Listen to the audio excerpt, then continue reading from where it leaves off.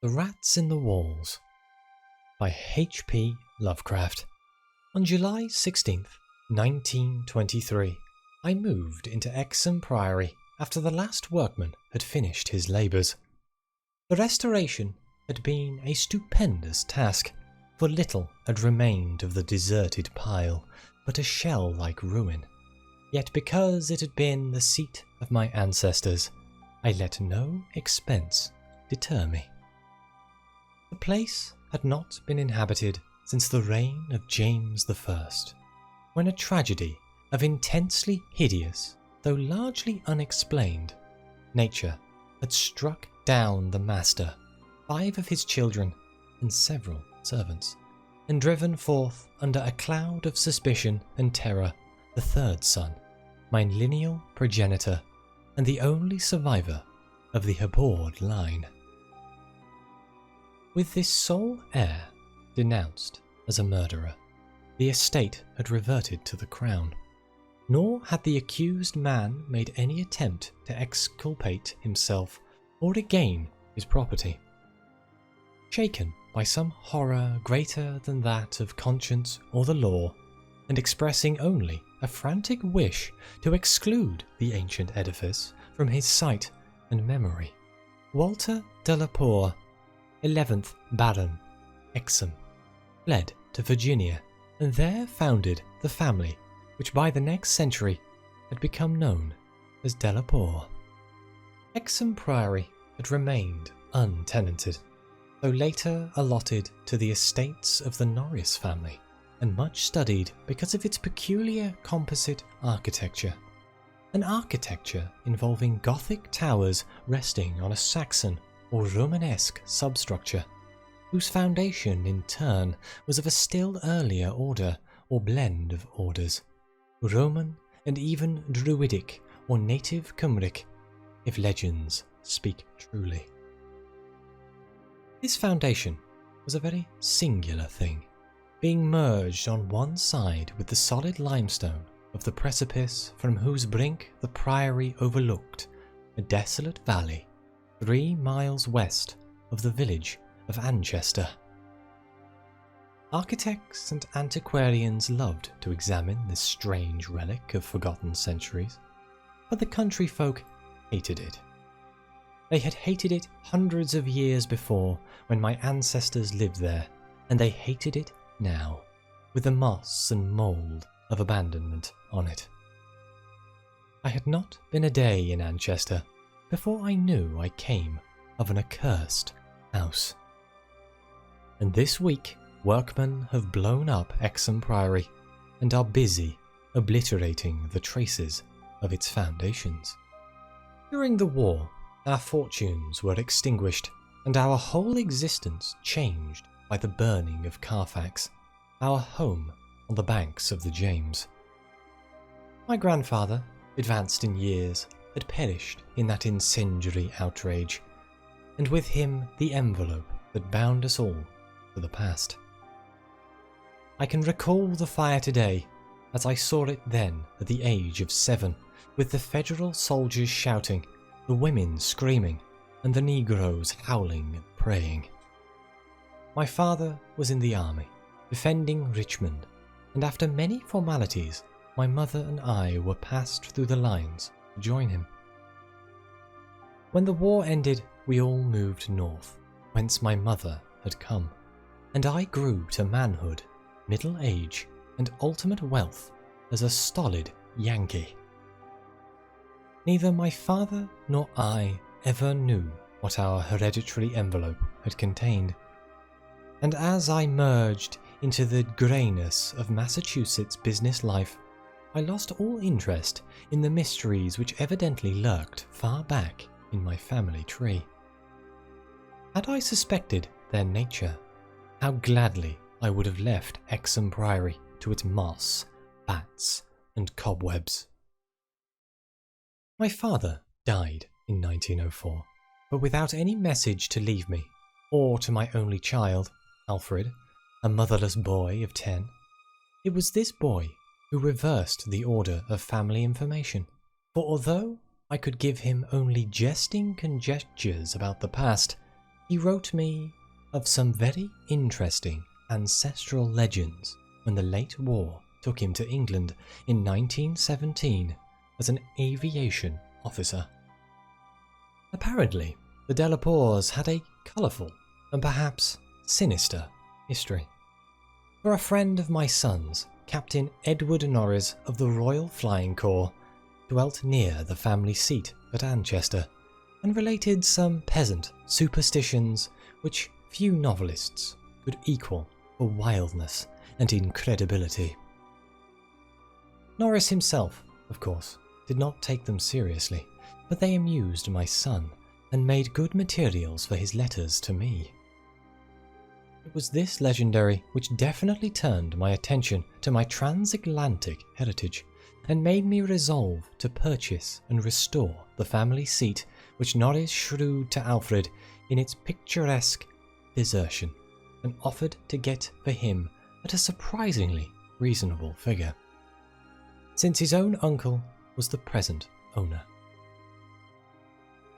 I bought Exham Priory in 1918, but was almost immediately distracted from my plans of restoration by the return of my son as a maimed invalid.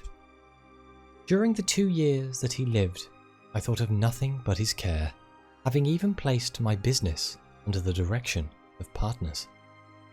In 1921, as I found myself bereaved and aimless, a retired manufacturer, no longer young, I resolved to divert my remaining years with my new possession. Visiting Anchester in December, I was entertained by Captain Norris, a plump, amiable young man who had thought much of my son, and secured his assistance in gathering plans and anecdotes to guide in the coming restoration. Exham Priory itself I saw without emotion, a jumble of tottering medieval ruins covered with lichens and honeycombed with rooks' nests, perched perilously upon a precipice and denuded of floors or other interior features save the stone walls of the separate towers. As I gradually recovered the image of the edifice as it had been when my ancestor left it over 3 centuries before, I began to hire workmen for the reconstruction. In every case, I was forced to go outside the immediate locality, for the Anchester villagers had an almost unbelievable fear and hatred of the place.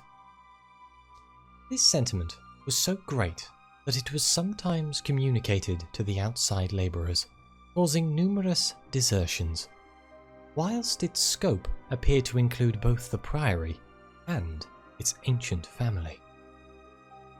My son had told me that he was somewhat avoided during his visits because he was a Delapoux, and I now find myself subtly ostracised for a like reason until I convinced the peasants how little I knew of my heritage.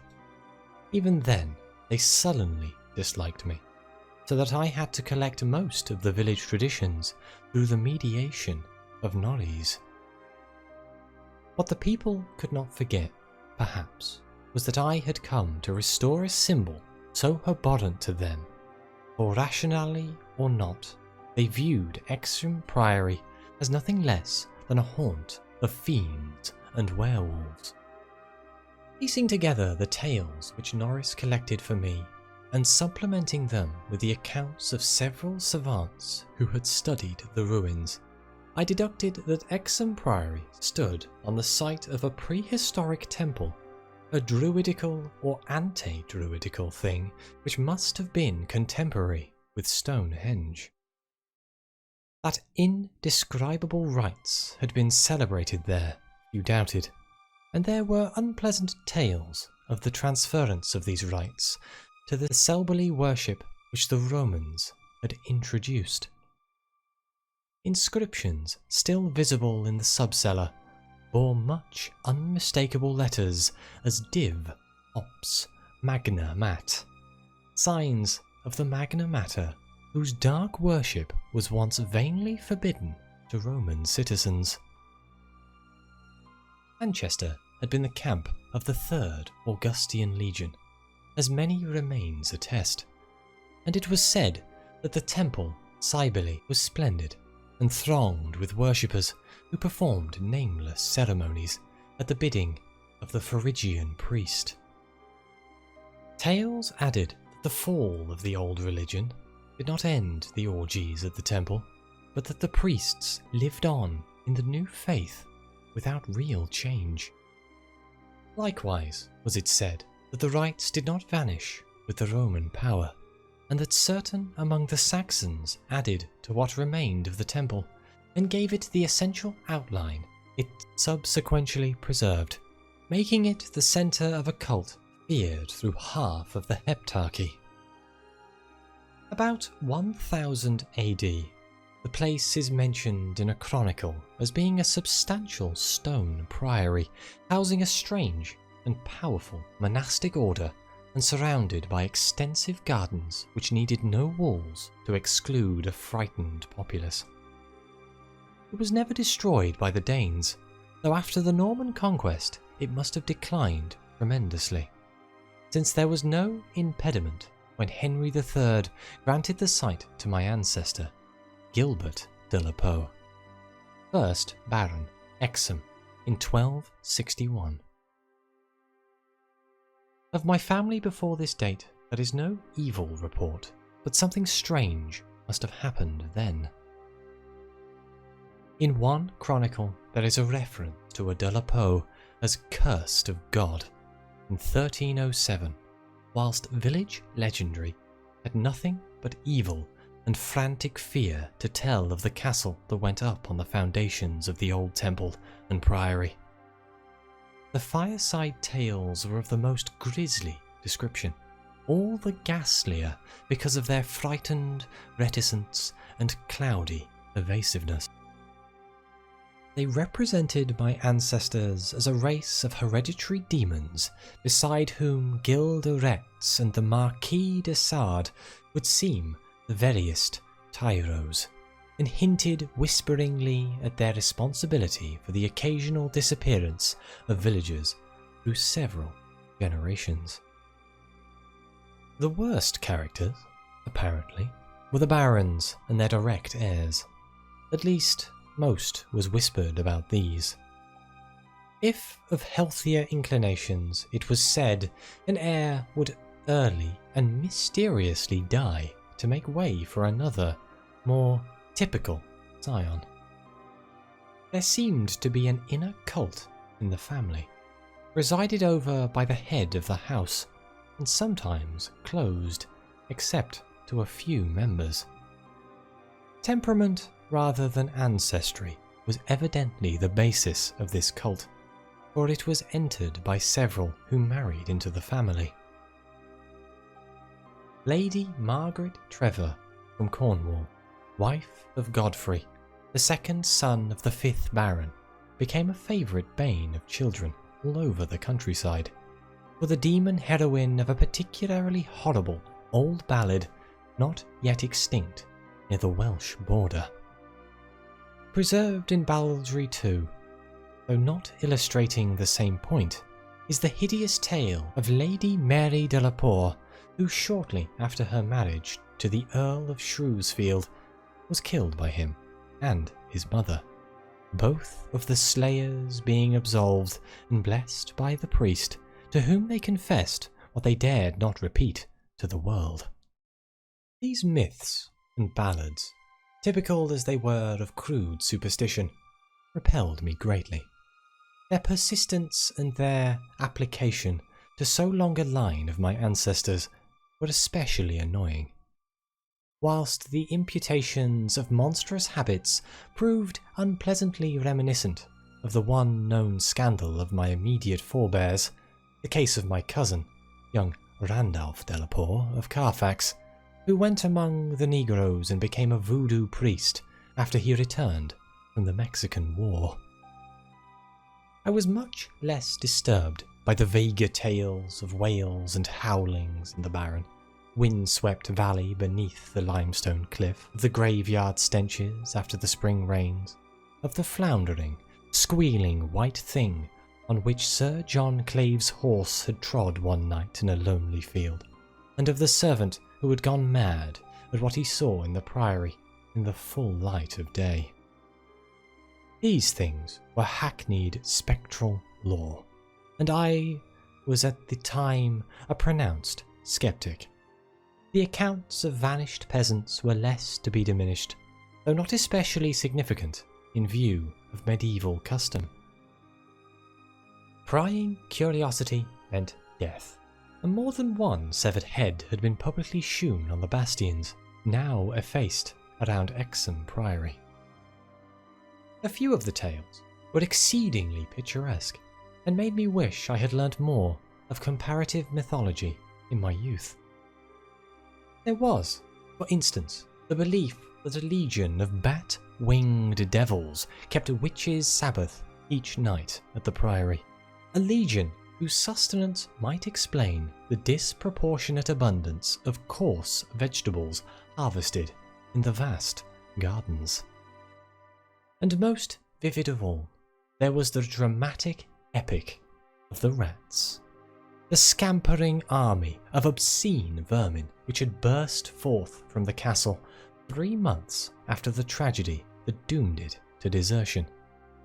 The lean, filthy, ravenous army which had swept all before it and devoured fowl, cats, dogs, hogs, sheep, and even 2 hapless human beings before its fury was spent.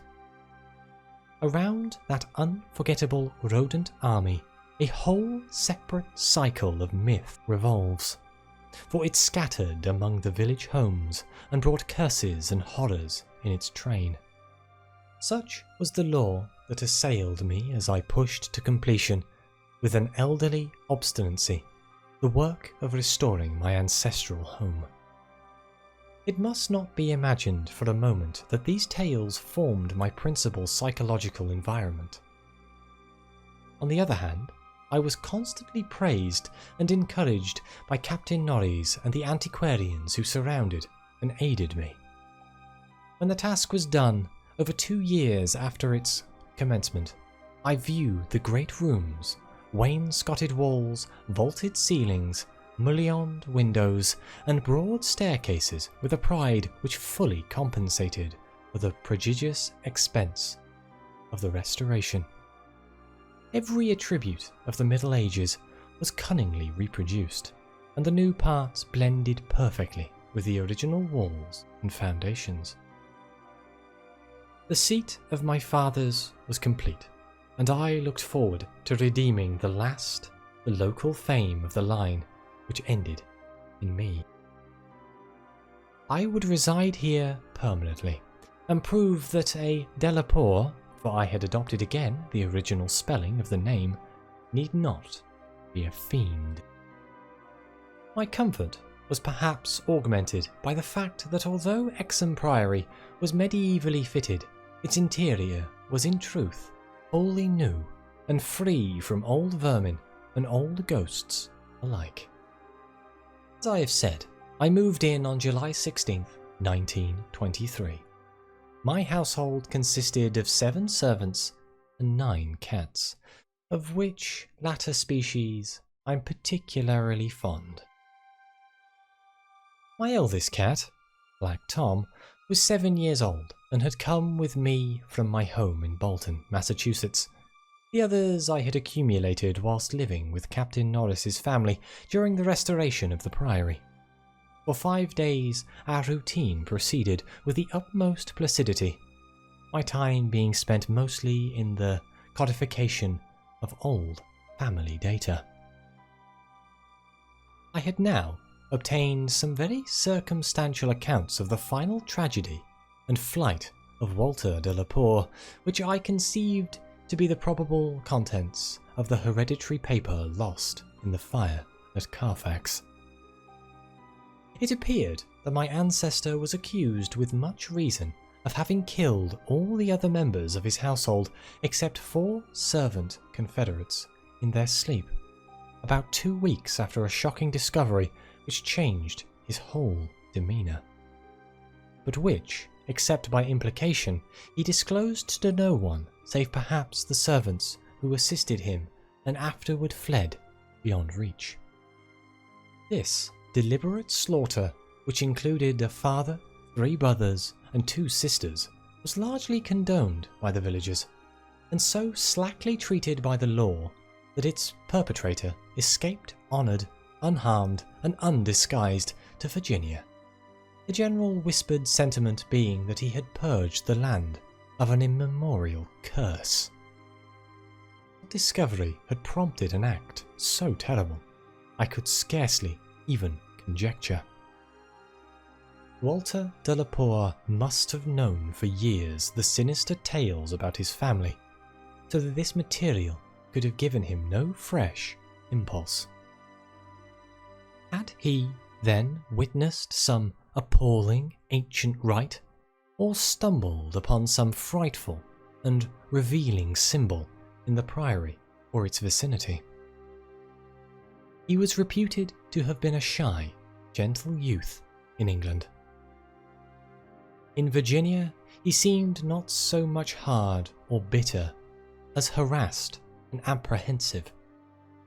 He was spoken of in the diary of another gentleman adventurer, Francis Harley of Bellevue, as a man of unexampled justice, honour, and delicacy. On July 22nd occurred the first incident, which, though likely dismissed at the time, takes on a preternatural significance in relation to later events.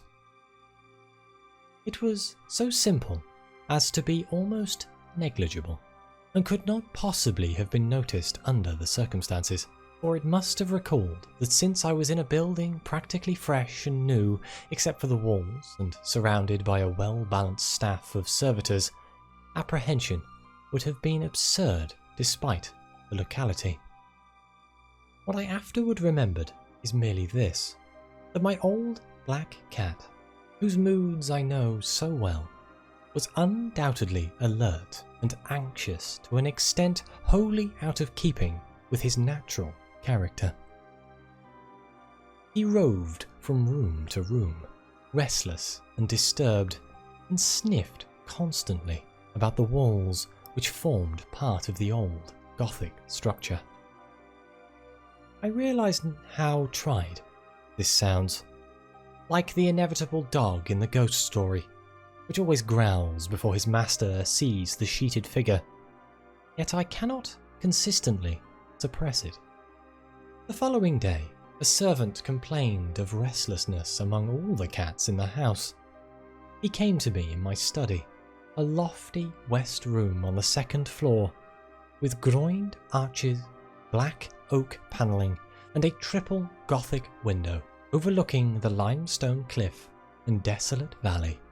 And even as he spoke, I saw the jetty form of Black Tom creeping along the west wall and scratching at the new panels which overlaid the ancient stone.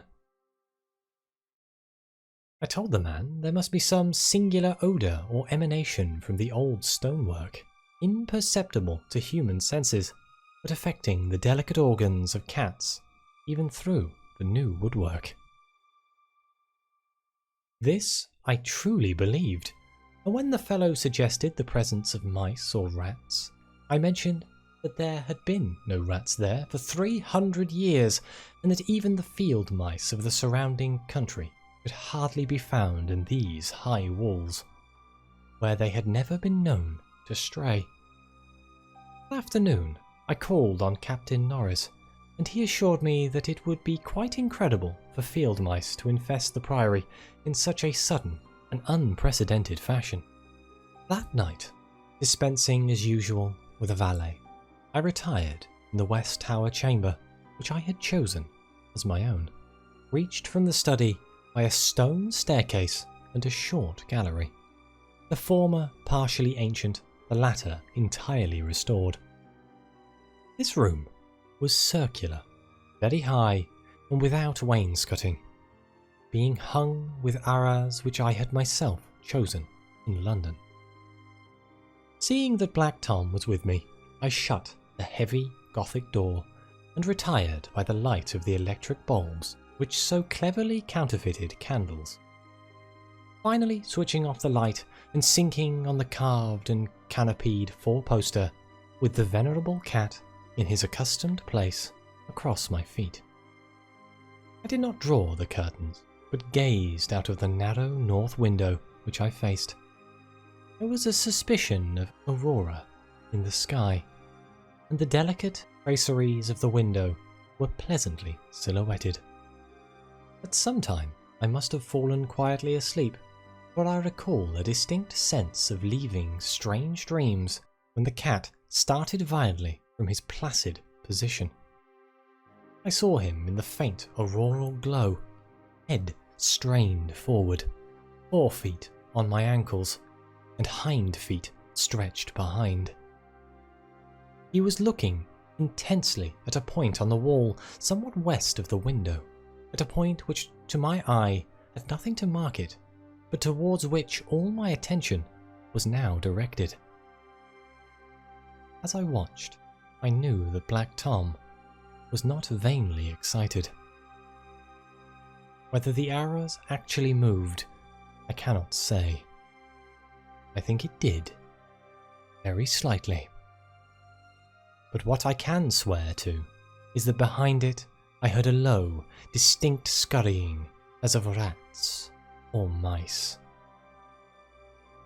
In a moment, the cat had jumped bodily on the screening tapestry, bringing the affected section to the floor with his weight and exposing a damp, ancient wall of stone, patched here and there by the restorers, and devoid of any trace of rodent prowlers. Black Tom raced up and down the floor by this part of the wall, clawing the fallen arras and seemingly trying at times to insert a paw between the wall and the oaken floor. He found nothing, and after a time returned warily to his place across my feet. I had not moved, but I did not sleep again that night. In the morning, I had questioned all the servants and found that none of them had noticed anything unusual, save that the cook remembered the actions of a cat which had rested on her windowsill. This cat had howled at some unknown hour of the night, awaking the cook in time for her to see him dart purposely out of the open door down the stairs. I drowsed away the noontime, and in the afternoon called again on Captain Norris, who became exceedingly interested in what I told him.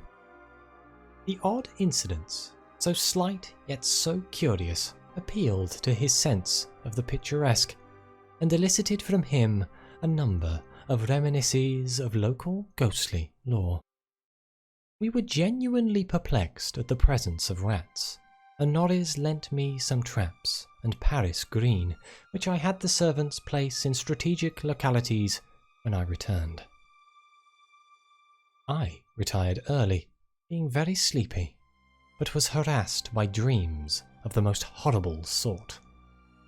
I seemed to be looking down from an immense height upon a twilit grotto knee-deep with filth, where a white-bearded demon swineherd drove about with his staff a flock of fungus, flabby beasts whose appearance filled me with unutterable loathing.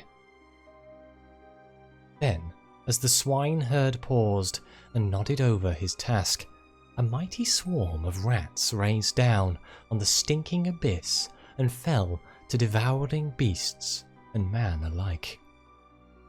From this terrific vision I was abruptly awaked by the motions of Black Tom, who had been sleeping, as usual, across my feet. This time I did not have to question the source of his snarls and hisses, and of the fear which made him sink his claws into my ankle, unconscious of their effect, but on every side of the chamber the walls were alive with a nauseous sound, the verminous slithering of ravenous, gigantic rats. There was now no aurora to shew the state of the arras, the fallen section of which had been replaced, but I was not too frightened to switch on the light. As the bulbs leapt into radiance, I saw a hideous shaking all over the tapestry, causing the somewhat peculiar designs to execute a singular dance of death. This motion disappeared almost at once, and the sound with it. Springing out of bed, I poked at the arras with the long handle of a warming pan that rested near, and lifted one section to see what lay beneath. There was nothing but the patched stone wall, and even the cat had lost his tense realization of abnormal presences. When I examined the circular trap that had been placed in the room, I found all of the openings sprung, though no trace remained of what had been caught and had escaped. Further sleep was out of the question, so, lighting a candle, I opened the door and went out in the gallery toward the stairs and to my study, Black Tom following at my heels. Before we reached the stone steps, however, the cat darted ahead of me and vanished down the ancient flight. As I descended the stairs myself, I became suddenly aware of sounds in the great room below, sounds of a nature which could not be mistaken. The oak-panelled walls were alive with rats, scampering and milling, whilst Black Tom was racing about with the fury of a baffled hunter. Reaching the bottom, I switched on the light, which did not this time cause the noise to subside. The rats continued their riot, stampeding with such force and distinctiveness that I could finally assign to their motions a definite direction. These creatures, in numbers apparently inexhaustible, were engaged in one stupendous migration from inconceivable heights to some depth conceivably or inconceivably below. I now heard steps in the corridor, and in another moment, 2 servants pushed open the massive door. They were searching the house for some unknown source of disturbance which had thrown all the cats into a snarling panic and caused them to plunge precipitately down several flights of stairs and squat yowling before the closed door to the sub-cellar. I asked them if they had heard the rats, but they replied in the negative. And when I turned to call their attention to the sounds in the panels, I realized that the noise had ceased. With the 2 men, I went down to the door of the sub-cellar, but found the cats already dispersed. Later, I resolved to explore the crypt below. For the present, I merely made a round of the traps. All were sprung, yet all were tenantless. Satisfying myself that no one had heard the rats save the felines and me, I sat in my study till morning, thinking profoundly and recalling every scrap of legend I had unearthed concerning the building I inhabited. I slept some in the forenoon, leaning back in the one comfortable library chair which my medieval plan of furnishing could not banish. Later, I telephoned to Captain Norris, who came over and helped me explore the sub-cellar. Absolutely nothing untoward was found, although we could not repress a thrill at the knowledge that this vault was built by Roman hands. Every low arch and massive pillar was Roman, not the debased Romanesque of the bungling Saxons, but the severe and harmonious classicism of the age of the Caesars. Indeed, the walls abounded with inscriptions familiar to the antiquarians who had repeatedly explored the place. Things like Pagete, Prop, Temp Donna, and El Preac versus Pontifi Attis. The reference to Attis made me shiver, for I had read Catullus and knew something of the hideous rites of the Eastern god, whose worship was so mixed with that of Celebi. Norris and I, by the light of the lanterns, tried to interpret the odd and nearly effaced designs on certain irregularly rectangular blocks of stone, generally held to be altars, but could make nothing of them. We remembered that one pattern, a sort of rayed sun, was held by students to imply a non-Roman origin, suggesting that these altars had merely been adopted by the Roman priests from some older and perhaps aboriginal temple on the same site. On one of these blocks were some brown stains, which made me wonder. The largest, in the centre of the room, had certain features on the upper surface which indicated its connection with fire, probably burnt offerings. Such were the sights in the crypt before whose door the cats had howled, and where Norris and I now determined to pass the night. Couches were brought down by the servants, who were told not to mind any nocturnal actions of the cats, and Black Tom was admitted as much for help as for companionship. We decided to keep the great oak door, a modern replica with slits for ventilation, tightly closed, and with this attended to, we retired with lanterns still burning to await whatever might occur. The vault was very deep in the foundations of the priory, and undoubtedly far down on the face of the beetling limestone cliff overlooking the waste valley. That it had been the goal of the scuffling and unexplainable rats I could not doubt, though why I could not tell. As we lay there, expectedly, I found my vigil occasionally mixed with half-formed dreams from which the uneasy motions of the cat across my feet would rouse me. These dreams were not wholesome, but horribly like the one I had the night before. I saw again the twilit grotto and the swineherd with his unmentionable fungus beasts wallowing in filth. And as I looked at these things, they seemed nearer and more distinct, so distinct that I could almost observe their features. Then I did observe the flabby features of one of them, and awakened with such a scream that Black Tom startled up, while Captain Norris, who had not slept, laughed considerably. Norris might have laughed more, or perhaps less, had he known what it was that made me scream, but I did not remember myself till later. Ultimate horror often paralyzes memory in a merciful way. Norris waked me when the phenomena began. Out of the same frightful dream, I was called by his gentle shaking and his urging to listen to the cats. Indeed, there was much to listen to, for beyond the closed door at the head of the stone steps was a veritable nightmare of feline yelling and clawing, whilst Black Tom, unmindful of his kindred outside, was running excitedly around the bare stone walls, in which I heard the same babble of scurrying rats that had troubled me the night before. An acute terror now rose within me, for here were abnormalities which nothing normal could well explain.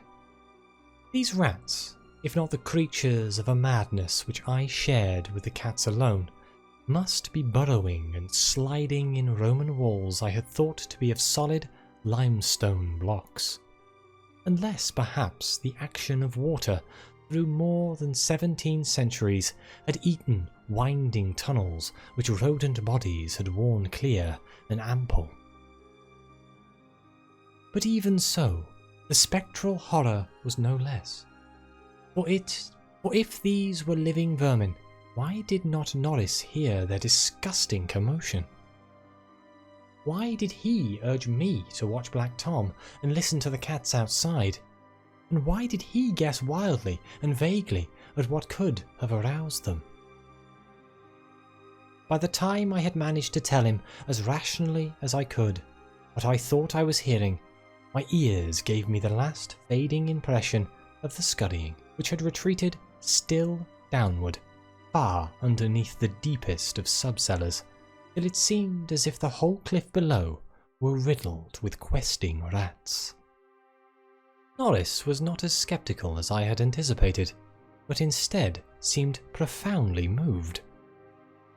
He motioned to me to notice that the cats at the door had ceased their clamour, as if giving up on the rats for lost, whilst Black Tom had a burst of renewed restlessness, and was clawing frantically around the bottom of the large stone altar in the centre of the room, which was nearer Norris's couch than mine.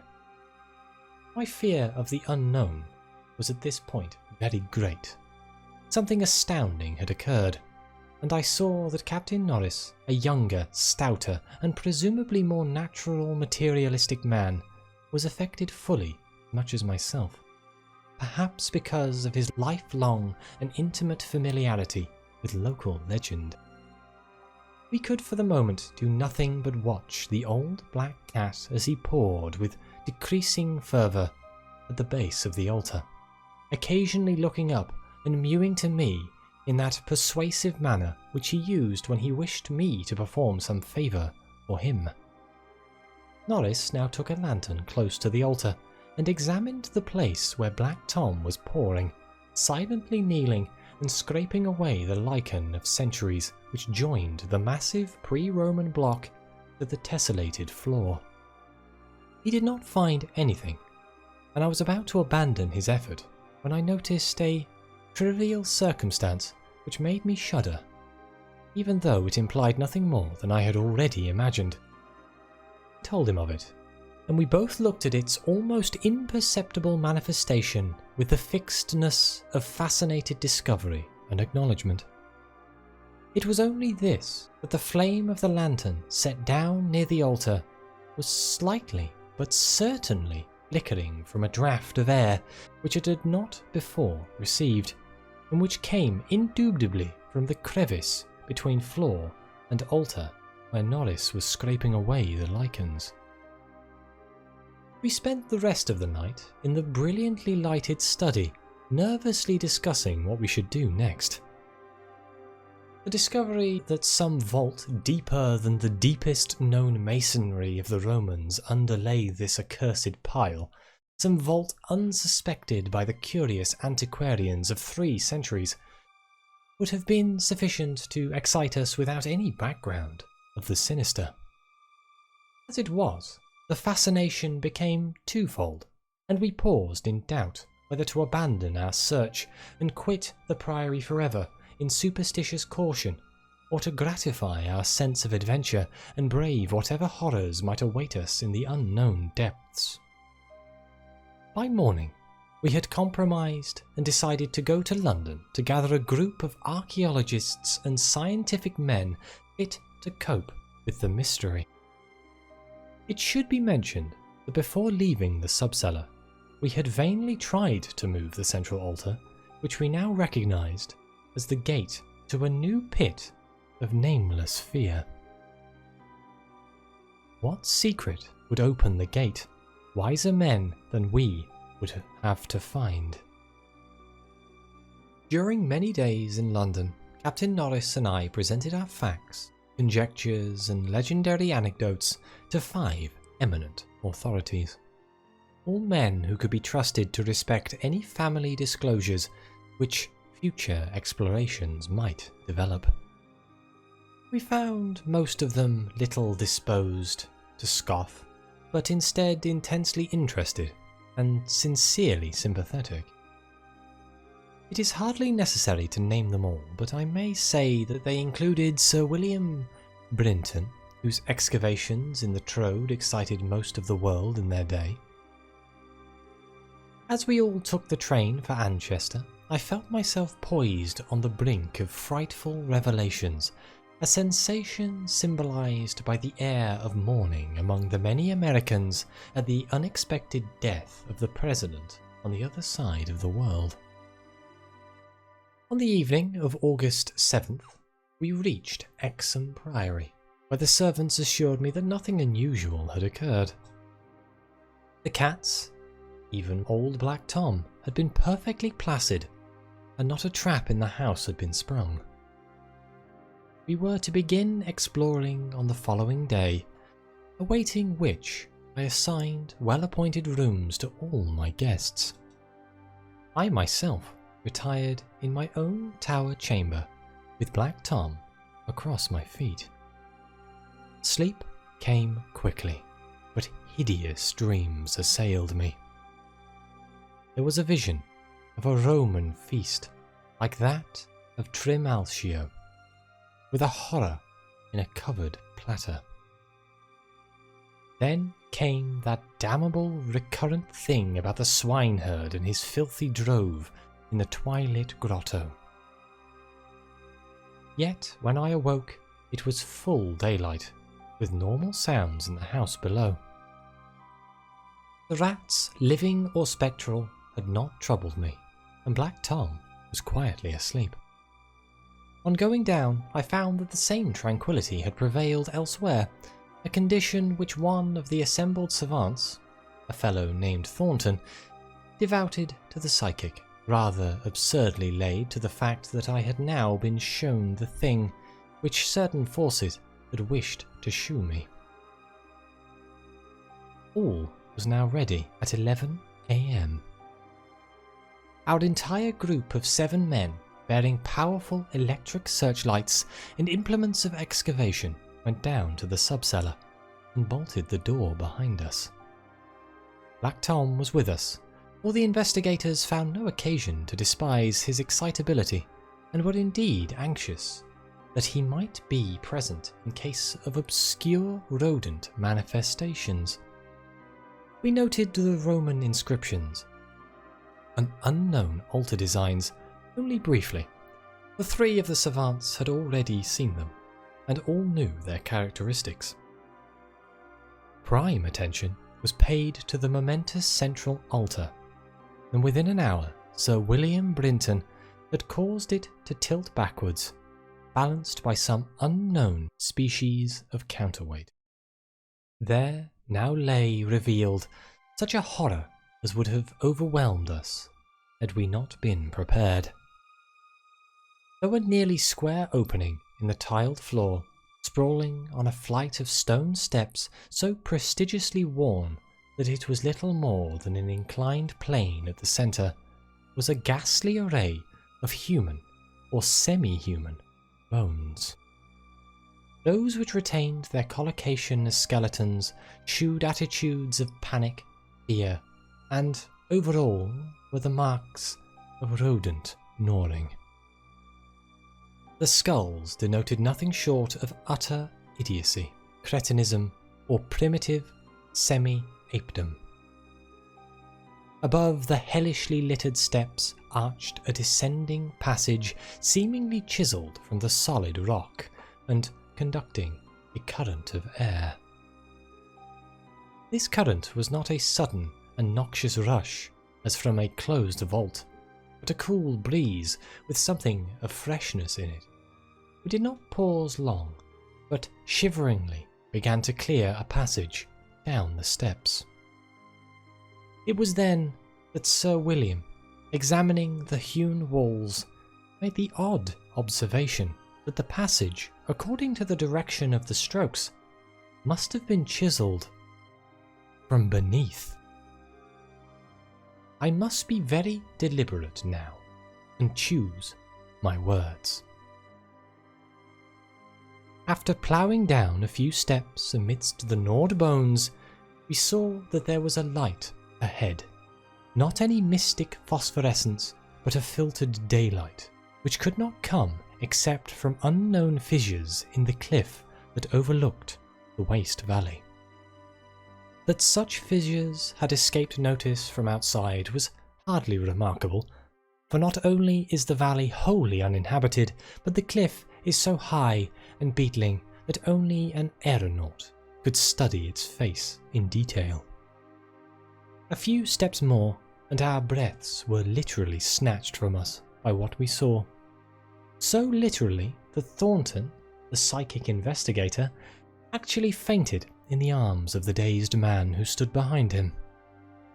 Norris, his plump face utterly white and flabby, simply cried out inarticulately, whilst I think that what I did was to gasp or hiss and cover my eyes. The man behind me, the only one of the party older than I, croaked the hackneyed "My God!" in the most cracked voice I I had ever heard. Of 7 cultivated men, only William Brinton retained his composure, a thing more to his credit because he led the party and must have seen the sight first. It was a twilit grotto of enormous height, stretching away farther than any eye could see, a subterraneous world of limitless mystery and horrible suggestion. There were buildings and other architectural remains. In one terrified glance, I saw a weird pattern of tumuli and savage circle of monoliths, a low-domed Roman ruin, a sprawling Saxon pile, and an early English edifice of wood. But all these things were dwarfed by the ghoulish spectacle presented by the general surface of the ground. For yards about the steps extended an insane tangle of human bodies, or bones, at least as human as those on the steps. Like a foamy sea, they stretched, some fallen apart, but others wholly or partially articulated as skeletons, these later invariably in postures of demonic frenzy, either fighting off some menace or clutching other forms with cannibal intent. When Dr. Trask, the anthropologist, stooped to classify the skulls, he found a degraded mixture which utterly baffled him. They were mostly lower than the Piltdown man in the scale of evolution, but in every case definitely human. Many were of higher grade, and a very few were the skulls of supremely and sensitively developed types. All the bones were gnawed, mostly by rats, but somewhat by others of half-human drove. Mixed with them were many tiny bones of rats, fallen members of the lethal army which closed the ancient epic. I wonder that any man among us lived and kept his sanity through that hideous day of discovery.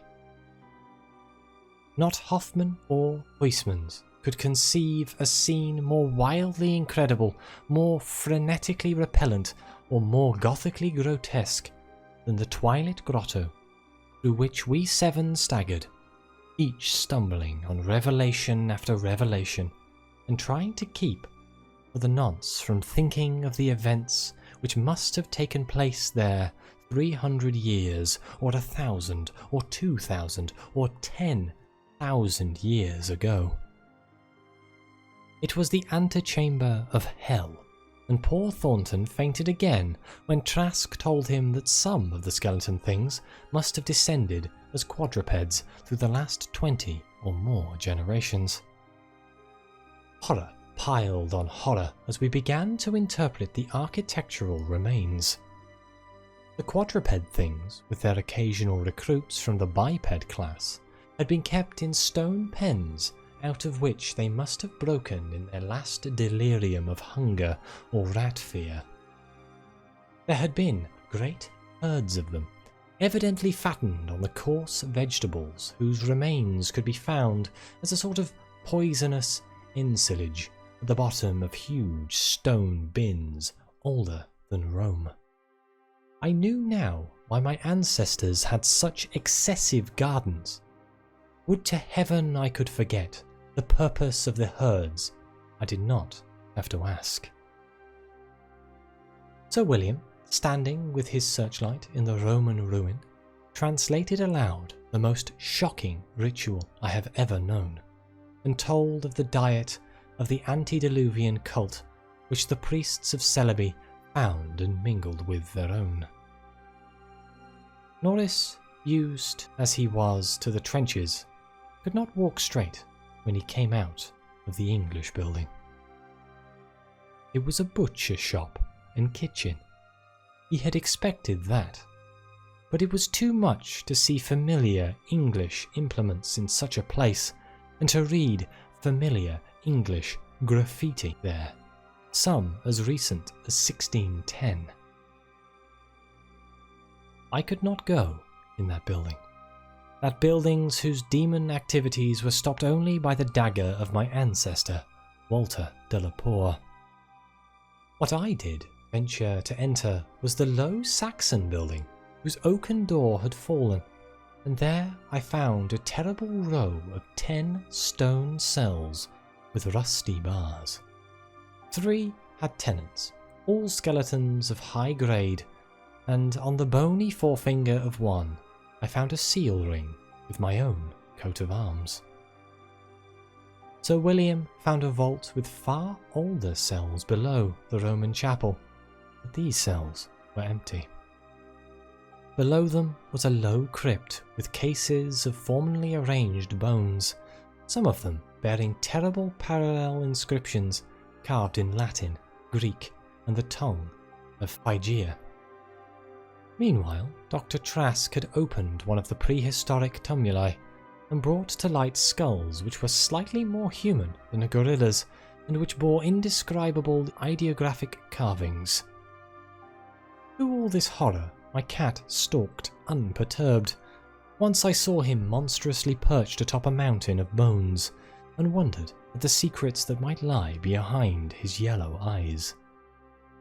Having grasped to some slight degree the frightful revelations of this twilit area, an area so hideously foreshadowed by my recurrent dream, we turned to that apparently boundless depths of Midnight Cavern where no ray of light from the cliff could penetrate.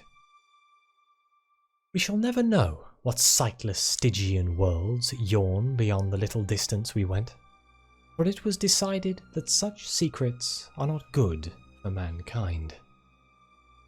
But there was plenty to engross us close at hand, for we had not gone far before the searchlights showed that a cursed infinity of pits in which the rats had feasted, and whose sudden lack of replenishment had driven the ravenous rodent army first to turn on the living herds of starving things, and then to burst forth from the priory in that historic orgy of devastation which the peasants will never forget.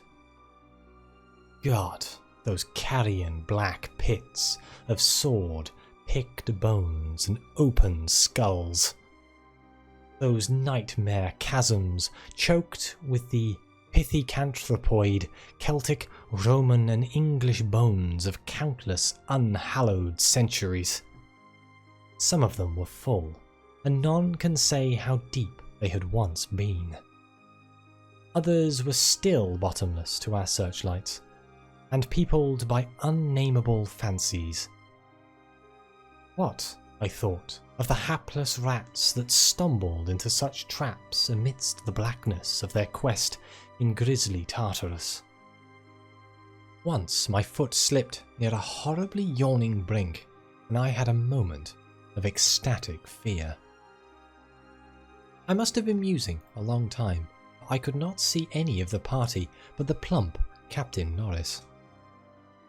Then there came a sound from that inky boundless, farther distance that I thought I knew, and I saw my old black cat dart past me like a winged Egyptian god, straight into the illimitable gulf of the unknown. But I was not far behind, for there was no doubt after another second.